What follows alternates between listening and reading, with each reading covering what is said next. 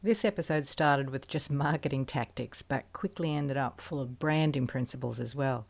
While the marketing tactics are important and useful in the immediate, they are more useful to you when backed with why you use them as part of branding, influencing the world's understanding of who you are and what you're about. This is ongoing, but promoting a show is marketing with a fixed outcome to sell tickets. You need both to grow your community and your organisation. But let's begin by taking a look at some marketing must-haves that help you promote your shows. If you sat on Instagram for even a little while, consuming all the Insta-guru advice, you'd be forgiven for thinking that all you need to do to market your community theatre organisation is to create a viral reel, get 80,000 new followers, and never have to worry about selling tickets again. Of course, if you've been marketing theatre for any length of time, you know how much of a crock that is. Successfully promoting theatre can be one ultra frustrating email after TikTok, after Facebook post, after Instagram story. The list of what should be done to market a show and to raise audience awareness of the brand of a community theatre organisation effectively is quite extensive, and honestly, it's beyond what generous volunteers have time for. That's the truth. Unless you have access to a full-time marketing department or a decent marketing budget, you aren't going to do this in 2 hours a week. But there are things you can do to achieve more with the time you have. I've spent over a decade building the brands of community and professional theatre organisations and artists. I've watched artists get distracted by the latest shiny social media tactic and forget that marketing theatre goes way beyond social media. They do tasks as they think of them, a truly stressful way to work, and they're unable to delegate anything because they don't know what they need to do. They have no plan and feel truly overwhelmed and ineffective. Today, I'm going to share with you some fundamental habits you can put in place today to help you. Try and avoid thinking that you're going to solve all your challenges in the next week or two. You won't. It's going to take consistent effort for a while, and consistency and time are key here. But I promise you it's worth it. While we're at it, let's get realistic about how long this process takes. Building a brand that is recognizable, memorable, and carries weight within the marketplace takes 12 to 18 months of solid, consistent effort. This will not happen quickly. Equally, if you're not consistent with your branding and marketing, you slow down the process considerably. I know this is tough. Community theatres and most independent theatre companies are kept going through the efforts of volunteers. Volunteers that didn't join your organisation to do marketing. They joined you to create theatre. The risk today for you listening to this is that you'll consider it all too much and throw in the towel. Please don't. Ask for help. Ask questions. Put down the burden of thinking that marketing is entirely responsible for the financial success of your show. It's not. There are many factors that must be taken into consideration with that big picture. Just begin at the beginning and keep going. You'll get better, you'll feel more confident, and you'll see results. You are contributing to community theatre in a positive way, making it possible for the rest of us to have a place to play or work. So let's begin with content. It seems obvious, but it's surprising how few community theatre marketers understand and really appreciate the value of good visual content. It's the lifeblood of effectively marketing theatre. You need it for social media, email marketing, pitching stories to the press, building relationships with your community, developing credibility and trust with your audience. It's everything. Photographs and videos are the foundation of your marketing toolkit, so it's worth taking the time to get this right. One of the biggest challenges is having enough of it. And if you're making the mistake of capturing content as you need it, you will not be able to keep up. Hello, burnout. The first thing I recommend to every theatre marketer is to start banking content. Super important skill for a theatre creative. This is capturing content everywhere you go, documenting the whole process of creating theatre, candid, behind-the-scenes photos and videos, storytelling. In practical terms, you simply use your phone or camera to capture photos and videos of everything you do and store them in a series of folders for easy access later on. That's it. Dropbox or Google Drive is great, easily shareable and accessible across all your devices. Some of the tips I learned the hard way over these years: label files and folders. Searching through hundreds of film or photo files labeled with 60 million numbers from your camera or phone will waste hours you don't have. If there are just too many individual files, it might be a group dump from a photographer, at least group them in separate folders labeled with a date and keywords of where you were and what you were doing. Next, don't edit yourself as you gather content. Your natural tendency will be to discard photos or videos because you can't imagine their usefulness yet. Just bank everything in your folder system for later. Next, don't get pretentious. There is no time to be a Spielberg here.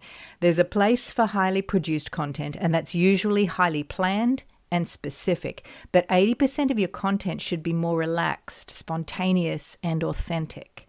Unfortunately, most of your content will only be seen by around 5% of your audience each time you post on social media, for example. More if you email. So you can repurpose and reuse content in different contexts.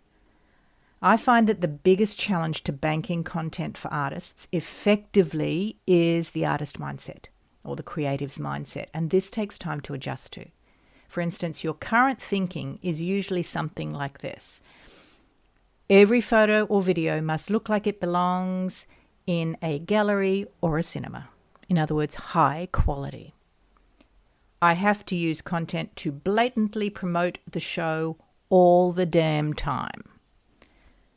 No one wants to see what happens behind the scenes of our show. And finally, my family and friends have seen everything I post. So let's look at each one of these mindsets. Firstly, every photo or video must look like it belongs in a gallery or cinema. It doesn't. A more effective approach is to think, I'll just begin taking photos and get better with practice. Really hard for a creative. The more you do this, the easier it gets, and the more you see great photo and story opportunities everywhere. You train your brain to do this just through use. Store everything. Have fun with it. You'll get better with practice. Your creativity evolves with use. You can't spend months learning something and then produce the most amazing piece of art, music, content, or video. Creativity doesn't work that way. You need to be crap first. That's the difficult part. Most creatives don't want to share their crap parts. They want to please the masses and be loved by everyone. Successful branding and marketing, however, defies this part of us. It rewards us when we stop trying to be perfect, when we create something that reflects who we are, or our community theatre organisation, who that really is, what we stand for, how we really speak. We create with the intention of working on improving the work over time and sharing it anyway. This process allows us to attract the people who really do love us and what we create, and that is not everyone in the world. Next, I have to use content to blatantly promote the show all the time. No, you don't. Try thinking, audiences are super interested in how theatre is created. I'll find ways to bring them behind the scenes and allow them to feel part of what we create. It's fun to build connection with my audience, and I know that it's more effective than me telling them to buy tickets all the time. If all you're putting out into the world is advertising and promotion, your audiences are already bored to tears. Truth. Advertising shouldn't exceed 20% of your output, particularly on social media. But there are always ways to always subtly have your show in people's minds without pushing it in their faces. This is called building your brand, and it goes way beyond your current show. If you have to tell people how great your show is, you're already in marketing soup. Your branded promotional content, that's your professional promo shots, produced videos and the likes, they are the things that demonstrate the potential quality of your work. They help you create credibility and build confidence in the people you're promoting to. With a strategy that keeps this high quality content at the top of people's minds, only 20% of the time, or 20% of your content should be this stuff, you're free to share your personality or the personality of the show or your theatre company with less produced, spontaneous content, entertaining, inspiring. This content is more about people and storytelling. This is entertaining your audiences and letting them build a relationship with you. Then, when you do tell them how to buy tickets to your show, they're more receptive and less likely to mute you. The next one was, no one wants to see what happens behind the scenes of our show. Actually, they do. And the audience you're probably promoting to now is much smaller than you have the potential to reach. Instead, try thinking this. As a community theatre organisation, our purpose is to share theatre with our community. Simple. You have to stop thinking that your entire audience is restricted to mum, dad, the cat, and other community theatre people. Do you know how big your potential audience is? That's non-theatre people, the general public, people with money to spend and looking for entertainment. I will pretty much guarantee you don't generally reach many of them and that they don't even know you exist. Scary thought. Not only does this mean you're promoting your shows to a very small pool of people, it means that the actual brand of your theatre organisation is kept small. There are also creatives within the industry that could make a positive impact in your culture and practices, but they don't even know you exist. Or if they do, they know nothing about you. You're invisible.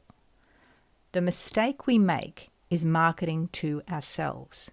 We forget that we have a theatre language no one else understands, that we know all the shows and we quote from them.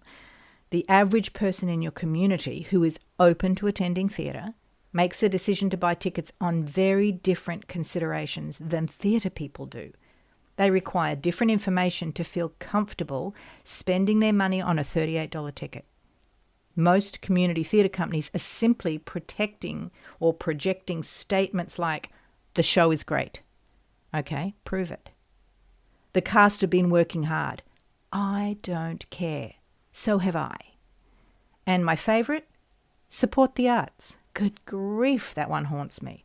I believe that the arts are an integral part of an empathetic, compassionate and effective society. Theatre supports that by exposing us to stories that are not our own, opening our minds and challenging our conformity. But to constantly tell people to support the arts as a way of guilting them into purchasing tickets is hollow and ineffective. The second thing I recommend to every theatre marketer is to gather 5 types of content. You need a variety of content to effectively build your theatre brand and promote your show. First one, very importantly, is your promotional photos. Use a professional photographer if possible, but if you can't, a good amateur photographer with suitable lighting and a white backdrop can achieve wonders. Keep things simple. And now that graphic design platforms like Canva can remove backgrounds with one click on both video and photos, you have more design freedom than ever before. AI has changed everything only recently. Without having to be a graphic designer, you can do so much. However, if you can afford professionals, use them. Really use them. Use your photo shoot to gather great video content for reels and videos while you're at it. The lighting is fantastic and you can bank whatever you capture for use later on. I suggest you go in with a plan to make sure you keep your time management under control though. I'll share my notes on how to create your own photo shoot in an upcoming post. Number 2, the second type of content you need is candid and behind the scenes photos and videos. The production team meetings, creating costumes, the set construction, social gatherings, preparing the theatre, sourcing props. Every single step is ripe for interesting photos, videos, and storytelling. Key is storytelling. You can't be everywhere, so ask others on your team in the project and in the cast to capture their own photos to add to the pool of content you can use. So if you have people building the set, ask them to grab some photos of them enjoying a bottle of water or rest time between whatever they're doing. Little things like that. Or it could be a time-lapse video of the set construction day. Number 3, third type of content you need or photos you need is shots from the rehearsal space. This is more about people in action. They are still candid. They're not staged. Definitely not staged. They're meant to be shot like you're a fly on the wall. Be selective about what you want to show of costumes, etc. And don't use sound of the rehearsals. This helps you to easily avoid potential copyright issues or breaching your licensing contract. Don't forget your creatives who work behind the scenes. People like the costume makers, set builders, front of house, all those sorts of people. These people all have stories and they are your organisation. I've always got best results using a photographer, using good camera equipment, shooting in the background so they don't interrupt the rehearsal. You want your actors and creatives to eventually forget they're being photographed or filmed. Keep photos that you on the surface think are not good promotional. These might be the photos that captured a moment when someone forgot lines or something funny happened within the rehearsal space.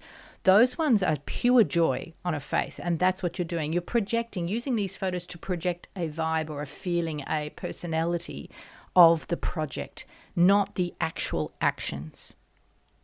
The fourth type of photos you want are performance photos from a full dress rehearsal, with lighting, the whole shebang. These are necessary for reviewers and they are great for credibility when promoting your show. You can gather positive quotes from audiences and put them as text over these photos, just as you would quotes from a reviewer. I always add a selection of performance photos to the electronic press kit for reviewers as well. Fifth type of photo is user-generated content. Reshare photos or video posted by your cast and crew. Seek permission and always credit them for the content. And don't undervalue this type of content. You could enlist members of the team to create content for you based on their own experience of the project. For example, a reel of their tech week. Even a typical rehearsal week can be fun content. Each creative has a unique view of their theatre experience, giving you a ton of storytelling opportunities. The third thing I recommend to every theatre marketer is to build a team of content gatherers.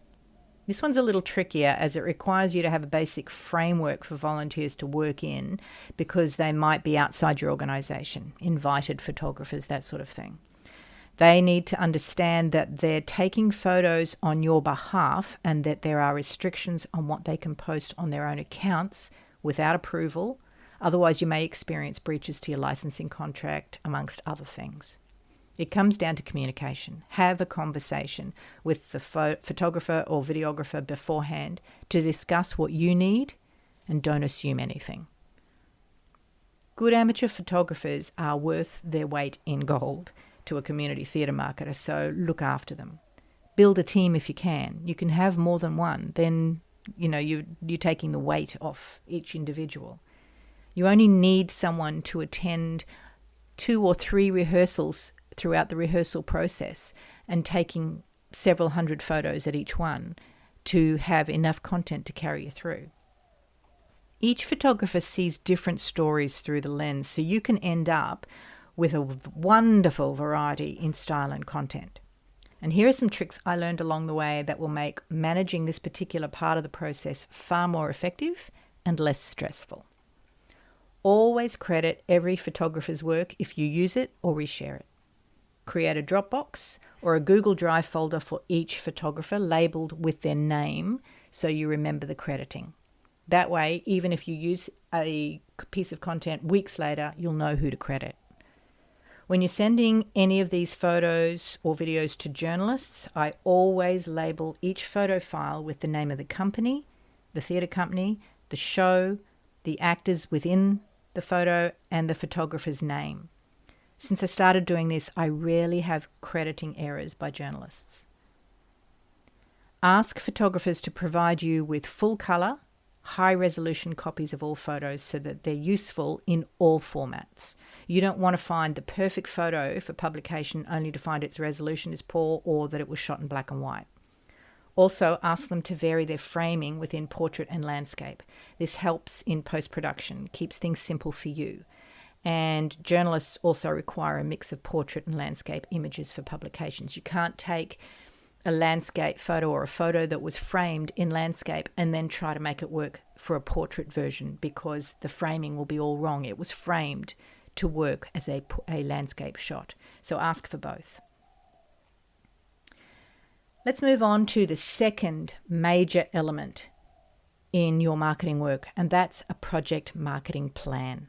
I won't spend a lot of time on this or the next one, which is your electronic press kit, because they're going to be separate episodes. But let's take a look at the basics. A project marketing plan. If you are trying to run a theatre company or marketing plan without one, you will end up sticking a straw in a bottle of red every Friday night to drown your sorrows. Believe me, you must have a plan.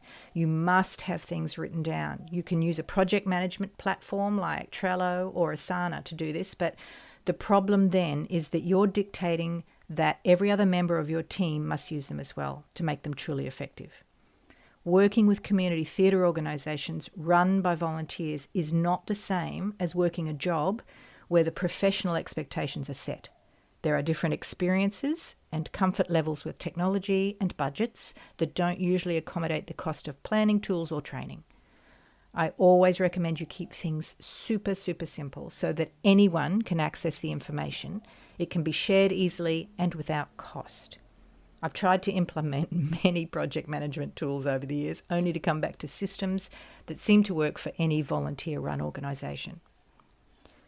So I always have a project marketing plan running in the background. I use Google Sheets with everything happening throughout the year in the theatre organisation in it. I also have everything I need to do, columns, every publication deadline, a column for important dates, social media content, tasks, everything. This allows me to plan an entire year of work, an entire season for a theatre company. I can book photographers months ahead. I always meet deadlines for publicity outlets. I can delegate to other team members. I can plan for potential challenges or budget requirements and much, much more. If you are running on the fly, things like delegation or making sure other volunteers that have a task to do, if you are running on the fly, it usually means that you will ask people to do something for you urgently, last minute, because you need it tomorrow. Whereas you could have, that really annoys people, by the way, and these are volunteers, remember, they don't work for you, they're not staff. You could have planned the full year ahead and know what's going down, what you've got to do, and ask them weeks and sometimes months in advance to design you a poster or whatever it is, giving them time, remembering they're volunteering to enjoy this as well. You ruin their enjoyment of their involvement in the theatre company if they're always under stress. And how long do you think they're going to last as a volunteer? Not long. I could not successfully manage a theatre marketing project without this document. Because it's a live document in Google Drive, I can share it with my team, and we maintain document integrity. That means you don't, download an Excel sheet and have it on your hard drive, and then it gets changed, and you don't know which version everyone's using. In other words, we can make changes and know that everyone is still working on the same information. If you have everything you need to do written down with its various deadlines and associated tasks, it's more likely to get done when it needs to get done. Doing things last minute really annoys volunteers, as I said, and usually means missing effective promotional opportunities as well. You'll begin to feel more organised and discover your own systems as you go along for getting things done in a few hours each week. My Google Sheet has separate columns for the day, the date, the month, events, delegated tasks, social media content, email strategy, and content, other content, publications, deadlines, that sort of thing. You can keep adding columns to suit your organization, but I've learned from experience that keeping things simple is far more likely to avoid overwhelm. I use the Google Sheet so that I can then bookmark that sheet for easy access every day, because I'm on it every day. So if it's right there on the top of my screen, I can click it and see what have I got to do today. It also makes it much easier to share with other team members. There's a lot more to a content plan or a project plan, but this document is a game changer to your productivity, your organization, your management, and your sanity. The final thing that we'll have a brief look at today is creating a press kit. An electronic press kit, or an EPK, sometimes called a media pack. I developed this process over a decade ago, and it's evolved as technology has evolved. It used to be an email attachment to journalists. Now it's a Dropbox folder full of information, photos, video, anything, allowing me, I can just send a link in an email now. Much cleaner, and also gives me more scope as to what I promote, what I use to promote. Also, as many publications set up flags for or flat out reject emails with attachments, this simple process is your best way to share information with journalists.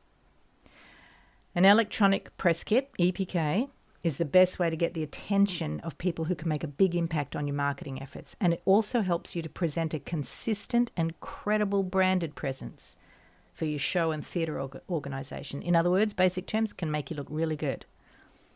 Designed well, an EPK can get the attention of the press, develop a positive brand reputation in your local community, and it can favourably support a pitch to businesses for sponsorship or collaborations. It can help you look credible when developing and engaging with potential audience groups. The trick with this document is in the design.